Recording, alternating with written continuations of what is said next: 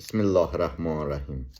Hər bir kəs fitnə və bəlaya duçar ola bilər. Fitnə və bəlaya duçar olan hər bir kəsi dərhal töhmətləndirmək, məzəmmət etmək doğru deyil. Fitnə və bəlaya duçar olmuş kəslər barəsində möminlərin əmiri Əmir-əl-Möminin əleyhissalam buyurmuşdur. Fitnə və bəlaya duçar olmuş hər bir kəsi məzəmmət etmək olmaz.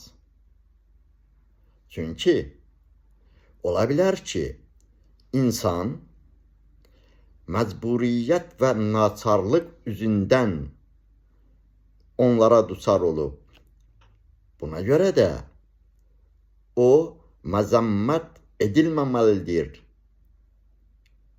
Çünki bunun heç bir xeyri yoxdur. Əksinə ona kömək edilməli, yardım göstərilməlidir. Yaxud barəsində dua edilməlidir ki, düşdüyü vəziyyətdən çıxa bilsin.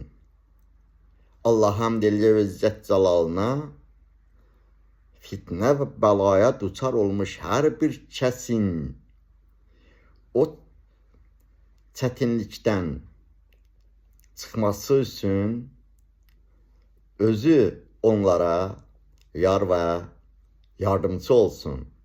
İnşallah.